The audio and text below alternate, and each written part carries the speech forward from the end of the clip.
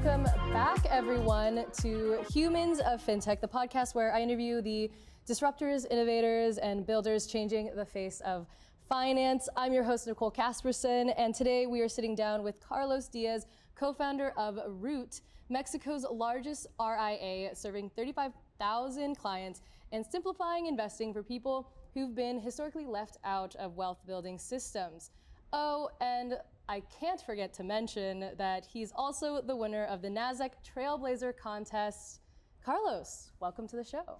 Thank you, Nicole. Very, very excited to be here. And thank you a lot for the opportunity to talk. Yes. This is your first time in New York? Yeah, it's my first time in New York. I actually arrived last Wednesday, getting to know the city and really liking it. What yeah, have you it's done? my first time here. I went to a couple of museums, the MoMA, the Natural History Museum, Nice. Central Park, obviously, the High Line, the Vessel, the Light Line. So yeah, I've been around a lot. Okay, a lot of walking. You've done a lot. All right, you're getting your New York legs in. Yeah.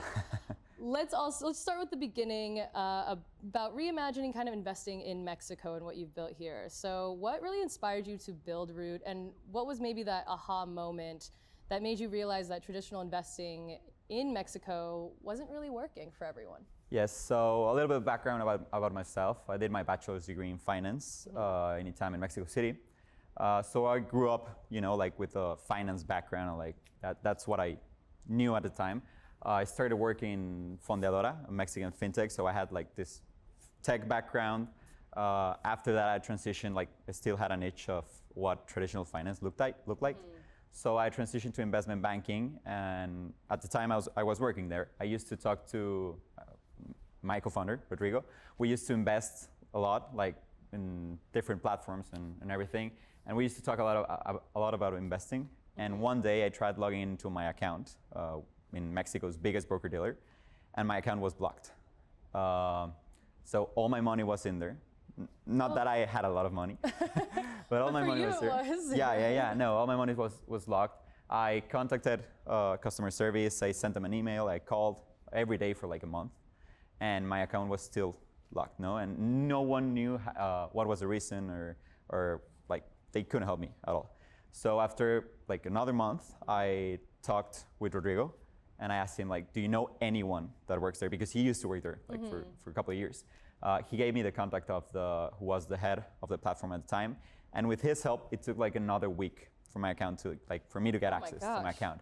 It all happened due to a like technical mistake.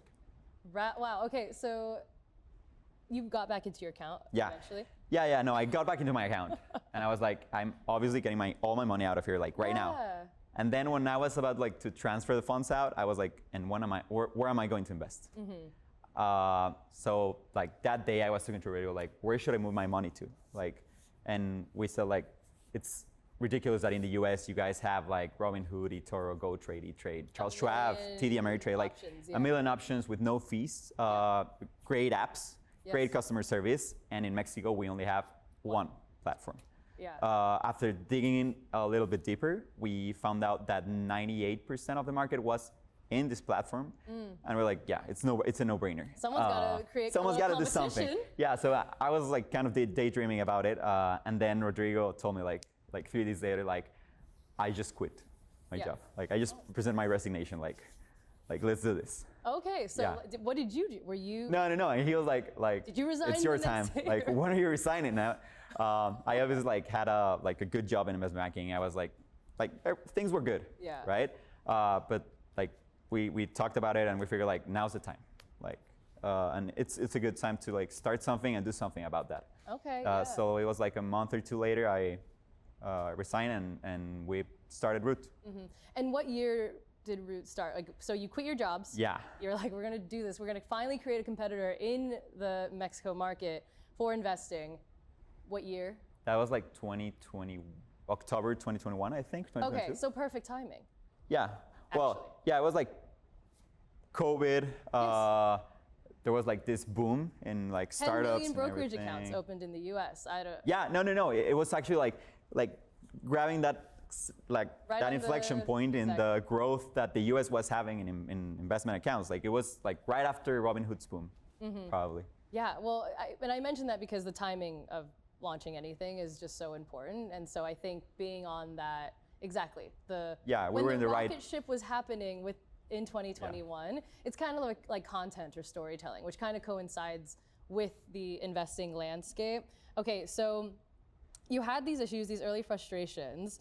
How did you, I guess, start the product building? And I would say, you quit your jobs, sure you have finance backgrounds, but you have to build this product, you have to create a story around this, and then you have to go and convince people not only that the product is a good idea, but that you and your co-founders are the ones to execute it. Yeah. How'd you go about that? No, that was actually very complicated because we came from a finance background, so we like know the stuff that probably like regular people don't know about finance. So we like, for example, what a market order is or what a limit order is. Like we take that for granted. Like people know that.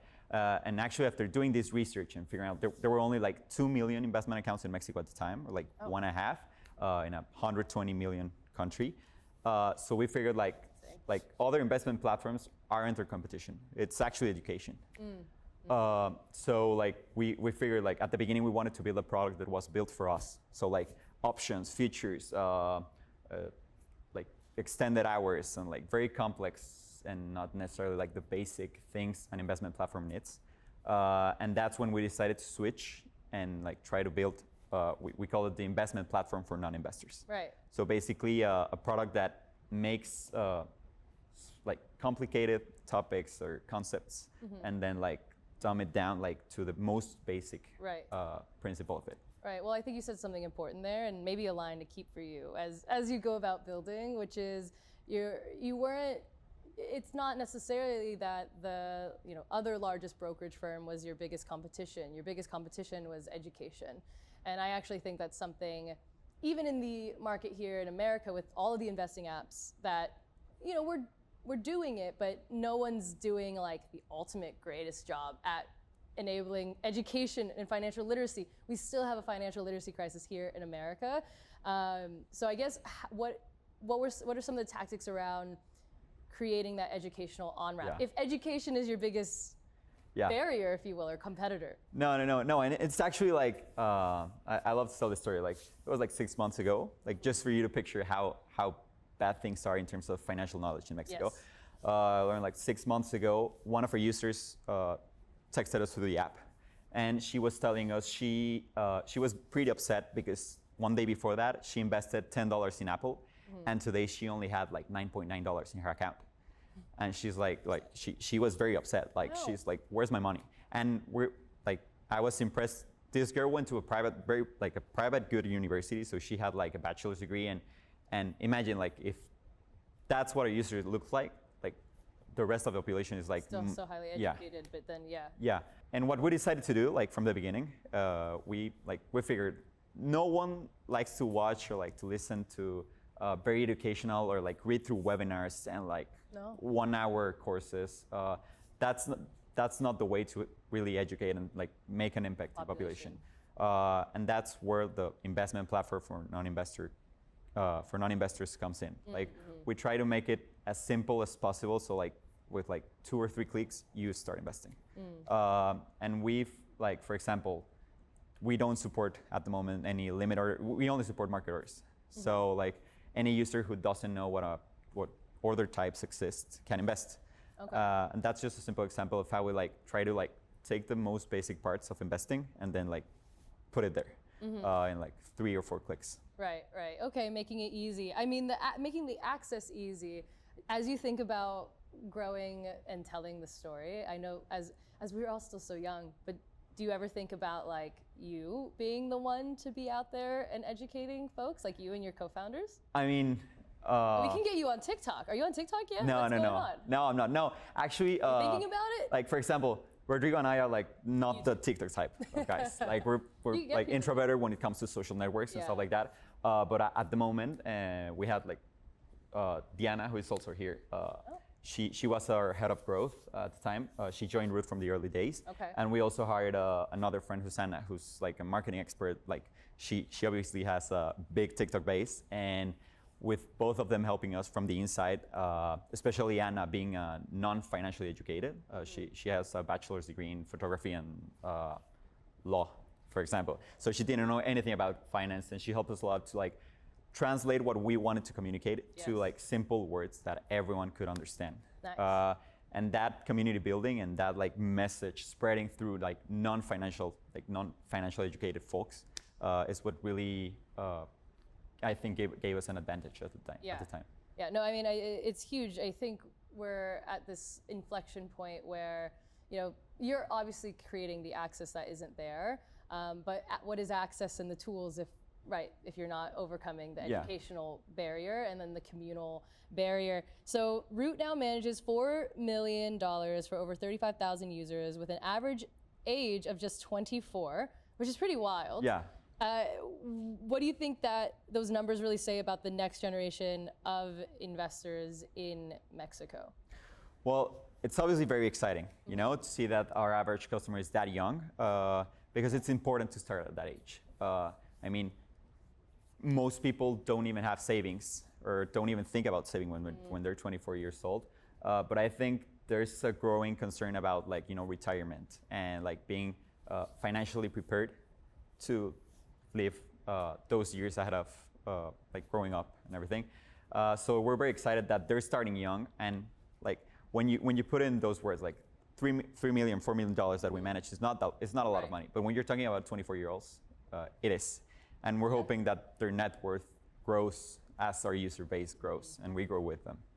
Right. I mean, when I was 24, I definitely didn't know anything about investing, let alone care about retirement. Yeah. Which is that what your users are telling you? Like, are they really thinking that ahead? What are your telling? I mean, some of them are. Okay, but like 24-year-olds. When we started RUUT, we said and we sell a lot. It's like selling a broccoli in a candy shop.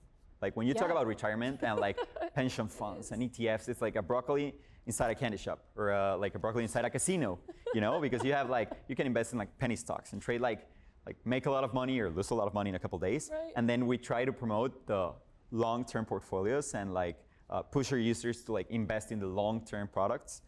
So it's definitely a challenge. And I'll tell you, like many of our users, I'd say like half and half. Half of them are investing very responsibly, and half of them aren't. You know, like half of them are like. We try to promote, and we do some strategies like. It was a very complex one. So we got the individual account return for each of those users once, and we sent them communications like if you invested when you began, you would have invested in our product, your account would be like 20% up right now, and they're like 30% down. So we try to target it that way. Obviously, there were some users that had like a 300% return, so they got lucky with their first investment.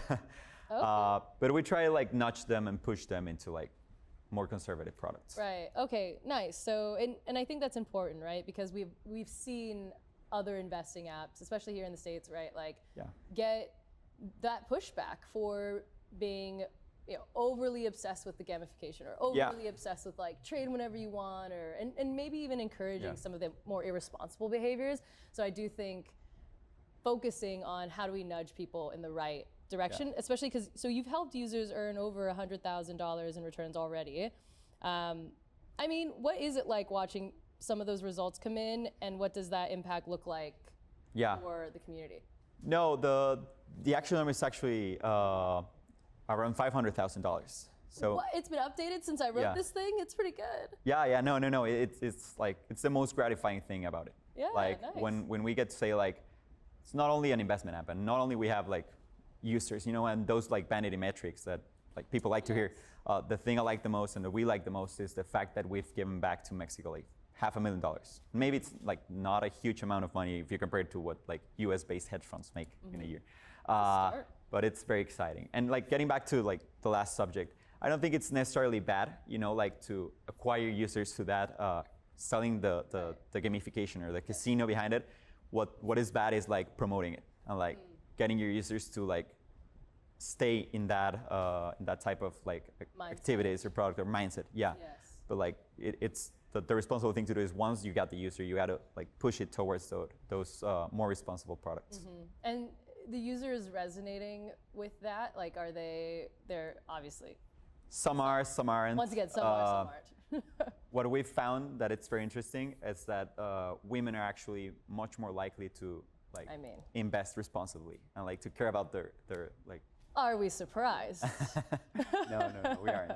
All right. I mean, are you able to share a bit about that user base breakdown? Do you? I mean. Yeah. No. We actually have like around 54 or 60% women.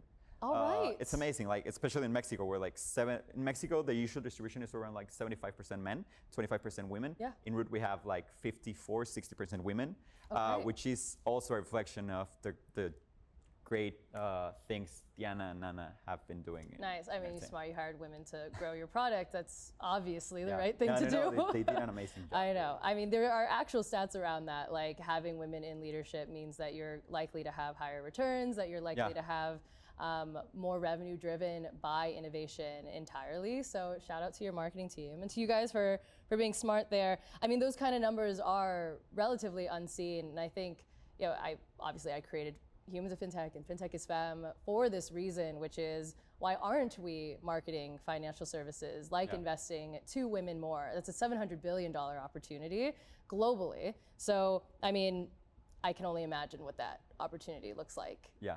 In Mexico, do you think about that even more? You're like, okay, a lot of our user base are women. How do we lean into this audience more? I mean, it has sort of like came in like naturally. Yeah. The thing just happened, and obviously we try to, and they have a huge audience, and we try to leverage that and like get their support in terms of like, because it's sort of like became a product market fit. Yeah. Built yeah. built for women. I mean, is it the UX, the storytelling? It's part of the storytelling and and also having them as like the faces of that end, for example. But it wasn't planned. Like it just came in naturally and it happened. All right. Well, because people want that. Yeah. No, people want what you have. Yeah. Sir. People want to invest. Yes. Well, they want that market. They want that audience. Folks are. Oh yeah. Yeah. Women are like some of the fastest growing wealth segments, right, of the world, and so being able to tap into them as women generate more wealth. No, if men are unattended, women are like much more unattended. Right, exactly. Okay, well, very cool. I didn't know that until this conversation. So I know we're kind of closing out here, but I want to talk a little bit about that trust building, which we kind of alluded to. It's a huge hurdle. How do you think you kind of focused on establishing that trust, which honestly was the reason why you started RUUT to begin with, because and that's happened to me before, by the way. It actually happened to me at the top of the year. I won't say who, but my investing account got cut, and honestly, I still am not. I don't have access to it, which is crazy. Wow. And I'm talking about one of like the largest financial. Everyone's gonna ask me later, off the record later, but like it's kind of crazy that I still don't have access to this investing account of mine. It's been months. But anyways, so how have you worked on kind of building that trust? Is it the UX? Is it the product? Like, you haven't had anyone be like, Carlos, I'm cut off from my account. No, you don't want your experience to happen to anyone else. No, I mean, and just like you said, that's exactly why we started. And when we started and we were like shaping like what our mission was, what our values are, and everything like that, we said, RUUT like began from a bad customer experience. Let's not let that happen to our users. So like I'd say the thing I do the most and that we try to do the most is talk to users, and just for the sake of it. Like if we get feedback or anything else, that's just like the cherry on the cake. But we just try to talk to users all the time. So at the beginning, we like set up some alerts on our Slack channels. So when when one user did a bigger withdrawal, like a withdrawal above $1,000, we got their phone and I instantly texted them like, hey, I'm Carlos, I'm co-founder of RUUT. Why did you withdraw? Like what happened? Like a couple of weeks later, we figured like this is too late. Like we need to text them when they deposit their $1,000. So then we started doing that. And I try to like we all try to text like 3, 4, 5 users a week or a month, and just like try to get their trust through that. So I know like most of the names, so like the 100 or 200 or 300 biggest users, I know them all. Most of them have my phone number, and whenever they have a problem, they text me directly. Sometimes I hate it because it might be a Saturday and I'm like eating with my family and I get a call from a random person. But I guess that's what got most of our big users to like really trust us. Trust and stay, and then that's important because then they're going to have word of mouth, they're going to share about it, they're going to post about you, they're going to create the cycle, create the community around and build on top of that. I resonate with that. You know, as a founder myself, I actually had to kind of push with my team for my email, like my personal email, to be the one that people could respond to my newsletter or respond even to like when we sell tickets for our events. Yeah. All that customer service is me. It's still me 4 years later. I should probably try to offload it, but I enjoy it. Ish. Yeah, it's how you get like the most like it's my direct ideas. line, and then people feel really special. I think this is an unlock. So if folks can, you can also kind of automate it, which none of you will know. Putting your if face it's in front me of them really helps. Right, exactly. I.e., hi, it's Carlos, the founder. Yeah. What happened, right? Or having that open communication. To be fair, we don't know if really that's like the personal touches that some of the larger institutions are doing, right? Like it can be kind of automated and feel a little less personal, which I think is important for the audience that you're after. All right, so I'm gonna close this out here with two more questions just about the future. Yeah. So what's the vision for RUUT 5 years from now? Are we IPOing at Nasdaq? What are we doing? It's a very hard question. Like when people ask me about the vision of RUUT, like I don't even know what's happening like 2 months from now. Oh yeah.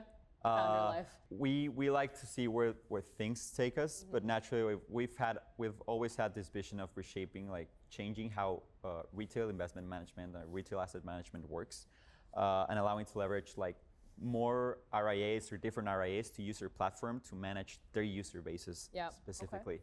So I'd say that's like our big idea, like how where we want to go. So just creating a platform where RIAs and financially savvy people can manage their friends' monies and their clients' money. Yeah, I mean, it's smart and clearly necessary, especially for the Latin America market. Are you ready for our rapid fire questions? I don't know, am I ready? Okay, I think you're ready. All right, so what was your first ever investment? An oil company called Centennial Resource Development. Wow, how's it doing? Almost like a penny stock. It went great, like $1 to $5 in a couple of months. All right, good to know. Best tacos al pastor in Mexico City? You can never go wrong with the big chains. Probably like El Farolito and El Califa. That's it. Ooh, all right. I've definitely been to El Califa. Have I been to the other those one? are like the famous like ones. Like I'm not an expert. Yes. Okay, all right. You are an expert. Okay, one fintech founder you admire or want to work with? I mean, I probably have like two persons pop up in my head. I'd say like from a more weird take, I'd say Ray Dalio, because he was one of the first to like bring in mathematical decisions and algo decisions into investing. And from a product standpoint, I'd say probably David Velez from Nubank. Ooh, Nubank. Okay, I mean, that's probably gonna happen. Yeah. That collaboration. We'll manifest that for you. It only makes sense, right? Like anyway, okay. All right, what is the most used app on your phone besides RUUT? Garmin and Whoop. All right. What was that? Garmin, like, you know, the watch. Oh, okay. Like sports, and Whoop is like the... Wow, sporty. Okay, Yeah. One word your co-founders would use to describe you. I don't know, reliable, maybe. Oh, that's a good one. Okay. That's nice for a founder. Is that accurate, co-founder? Maybe grumpy as well. Grumpy? Grumpy would be another one. Grumpy would probably be mine. I think my co-founder's right there. He'd probably call me grumpy. Okay, so a fintech trend you think is overrated? This is a hard one. Okay. I don't know, like a recent trend that's been very funny in fintech is like the buy now, pay later, like expansion to like Uber Eats, and you know, have you seen the memes about like collateralized burrito obligations and that stuff? Whoa. No, so Are yeah. we buy now, pay later our food? Yeah. Buy now, pay later has now expanded to like food and delivery apps. The economy is crazy. Yeah. Credit and debt. Buy now, pay later, the eggs. Yeah. Yeah. Okay. That's where we're at. We gotta get people richer. Okay. A book that changed how you lead. Not necessarily how I lead, but like change my perspective into like how maybe like my management decisions take place would be Principles by Ray Dalio. Okay. And Fooled by Randomness by Nassim Nicholas Taleb. Like, those two books like made me like question everything and like try to empower people and like let them do their thing. Nice. I love it. All right, and to close this out, what is one piece of advice you would give to your younger self when you're just starting out? Go for it. Take the risk. All right, well, you did that. Yeah. Carlos, thank you so much for joining me today on Humans of Fintech at Nasdaq. Congratulations on being the Nasdaq Trailblazer for this year. So excited to have you and to keep seeing how RUUT transforms the Latin American market. Thank you, Nicole. To the moon, they say, right? To the moon. The kids, what are they saying now? Is that it? I think it's the same. It's the same thing? Yeah. Thank you so much for tuning into this episode of Humans of Fintech. If you loved it, be sure to hit subscribe, and I'll see you next time.